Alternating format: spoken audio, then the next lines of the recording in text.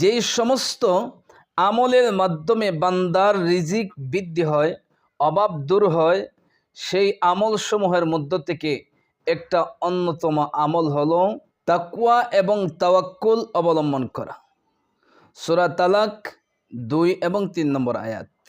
2 নম্বর আমল হলো তাওবা এবং ইস্তেগফার করা।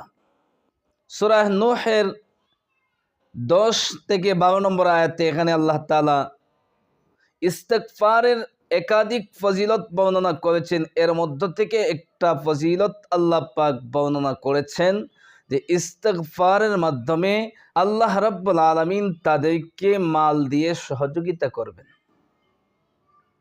এছাড়া তাওবা এবং ইস্তেগফারের মাধ্যমে বান্দার রিজিক বৃদ্ধি হয়, এই মর্মে একাধিক হাদিস বর্ণিত হয়েছে। যেমন আবু দাউদ শরীফের 1520 নম্বর হাদিস। 3 নম্বর আমল আত্মীয়দের সাথে সুসম্পর্ক বজায় রাখা। রাসূল করিম সাল্লাল্লাহু আলাইহি ওয়াসাল্লাম সহিহ বুখারী শরীফের 5985 নম্বর হাদিস, রাসূল করিম সাল্লাল্লাহু আলাইহি ওয়াসাল্লাম ইরশাদ করেছেন, যে ব্যক্তি চায় তার রিজিককে বৃদ্ধি করে দেওয়া হোক, তার হায়াতকে বৃদ্ধি করে দেওয়া হোক, সে যেন তার আত্মীয়দের সাথে সুসম্পর্ক বজায় রাখে। 4 নম্বর আমল নবী করিম সাল্লাল্লাহু আলাইহি ওয়াসাল্লামের উপর বেশি বেশি করে দুরূদ পাঠ করা। তিরমিজি শরীফের 2485 নম্বর হাদিসের বর্ণনা, যারা রাসূল করিম সাল্লাল্লাহু আলাইহি ওয়াসাল্লামের উপর দুরূদ পাঠ করবে, আল্লাহ পাক তার সমস্ত পেরেশানিকে দূর করে দিবেন। যেহেতু সমস্ত পেরেশানিকে আল্লাহ রাব্বুল আলামিন দূর করে দিবেন, রিজিকের পেরেশানিটাও একটা পেরেশানি। সুতরাং আল্লাহ রাব্বুল আলামিন অভাব অনটন সহ যাবতীয় টেনশন পেরেশানিকে আল্লাহ তাআলা দূর করে দিবেন। 5 নম্বর আল্লাহ রাব্বুল আলামিনের পথে, দ্বীনের পথে ব্যয় করা। আল্লাহ প্রদত্ত মাল দ্বীনের পথে ব্যয় করা। সূরা সাবা 39 নম্বর আয়াত, আল্লাহ রাব্বুল আলামিন বলেছেন, যারা আল্লাহর পথে ব্যয় করবে আল্লাহ পাক তাদের সম্পদকে বৃদ্ধি করে দিবেন। এছাড়া বহু হাদিসে কথা বর্ণিত হয়েছে। 6 নম্বর বারবার হজ এবং উমরা করা। তিরমিজি শরীফের 815 নম্বর হাদিসের বর্ণনা, যারা ধারাবাহিকভাবে হজ এবং উমরা করবে আল্লাহ রাব্বুল আলামিন তাদের অভাব অনটনকে দূর করে দিবেন।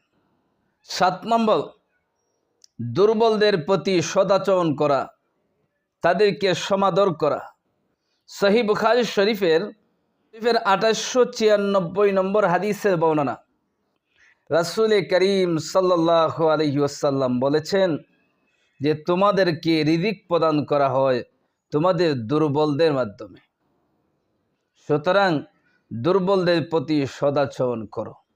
8 নম্বর ইবাদতের জন্য ঝামেলা মুক্ত হওয়া। 9 নম্বর আল্লাহর রাস্তায় হিজরত করা। সূরা নিসা 100 নম্বর আয়াত। 10 নম্বর আল্লাহ রাব্বুল আলামিনের দ্বীন কায়েমের জন্য জিহাদ করা। মুসনাদে আহমদের 5667 নম্বর হাদিস। 11 নম্বর আল্লাহ প্রদত্ত নিয়ামতের শুকরিয়া আদায় করা। আল্লাহ পাক কোরআনুল কারিমে বলেছেন, যারা আমার নিয়ামতের শুকরিয়া আদায় করবে আমি আল্লাহ তাদেরকে এই নিয়ামত আরো বৃদ্ধি করে দিব। সূরা ইব্রাহিম 7 নম্বর আয়াত। 12 নম্বর বিবাহ করা। বিবাহ করলে আল্লাহ তাআলা রিজিক বৃদ্ধি করে দেন, কিন্তু আমাদের সমাজের বহু মানুষ এমন রয়েছে যারা বিবাহ করতে চায় না, যে বিবাহ করলে খাওয়াবো কি। এটা আমাদের ভুল ধারণা। বিবাহ করলে আল্লাহ তাআলা রিজিক বৃদ্ধি করে দেন। 13 নম্বর আপনি যখন অভাবগ্রস্ত হবেন আল্লাহ তাআলার কাছে কাকুতি মিনতি করে চাবেন। সর্ব অবস্থাতে আল্লাহমুখী হওয়া এবং তার কাছে চাওয়া।